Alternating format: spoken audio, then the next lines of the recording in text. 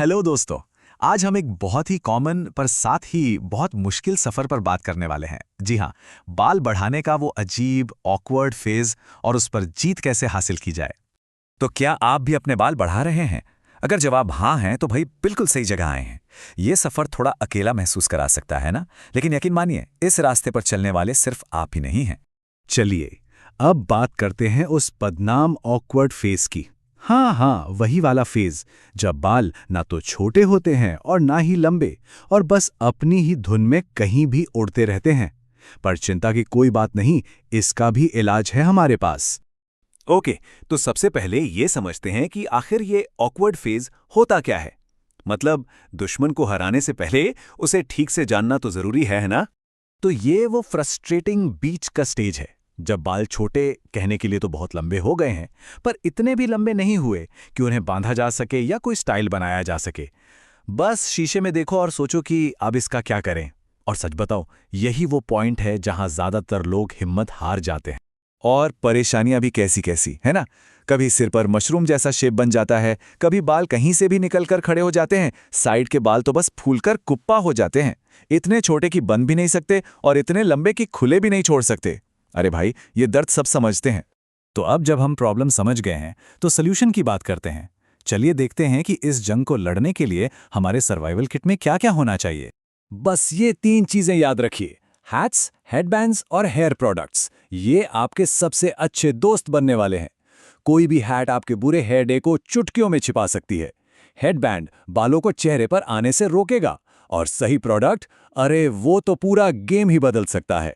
तो प्रोडक्ट्स में क्या क्या चाहिए? देखिए, सबसे पहले तो सी सॉल्ट स्प्रे। ये बालों में थोड़ी जान और वॉल्यूम डालता है।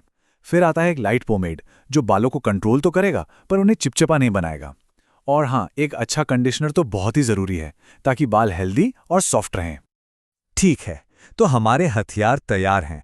अब बारी है स्ट्रैटेजी की। चलिए कुछ ऐसी स्टाइलिंग ट्रिक्स देखते हैं जो इन बेकाबू बालों को आपका दोस्त बना देंगी। सबसे पहली और सबसे आसान ट्रिक है स्ट्रेटेजिक टक। करना क्या है? ऊपर के बालों को साइड्स के बालों से लंबा रखना है।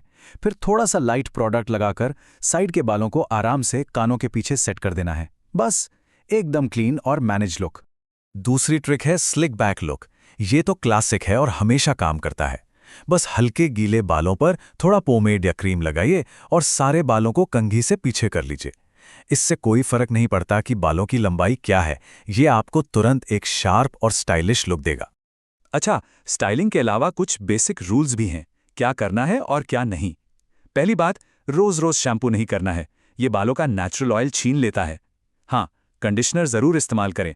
दूसरी बात, कोई बड़ा हेयर कट नहीं लेना है, बस हल्के फुल्के ट्रिम्स करवाते रहें। और सबसे जरूरी चीज, थोड़ा सब्र, बस थोड़ा सा पेशेंस। तो इन सब टिप्स के साथ अब हम सफर के आखिरी पड़ाव पर आ गए हैं। चलिए देखते हैं कि जब आप ये मुश्किल फेस पार कर लेते हैं तो आगे क्या होता है। और लीजिए, बधाई हो, आपने कर दिखाया। सबसे मुश्किल पार्ट अब पीछे छूट चुका है। अब आपके पास स्टाइलिंग के ढेरों ऑप्शंस हैं। असली मजा तो अब शुरू होगा। लेकिन हाँ, मंजिल पे पहुंचकर उसे मेंटेन करना भी तो जरूरी है ना? तो अब अपना एक go to long hairstyle final कर लीजिए। कंडीशनर का इस्तेमाल जारी रखिए। और हाँ, हर 3-4 महीने में स्प्लिट एंड्स हटाने के लिए एक छोटा सा ट्रिम जरूर करवाएं।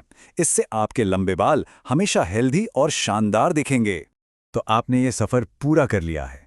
अब सवाल ये है कि आपका अगला स्टाइल क्या होगा। अब जब सारे दरवाजे खुल गए हैं तो इन लंबे बालों के साथ क्या नया करने वाले हैं, सोचिएगा जरूर।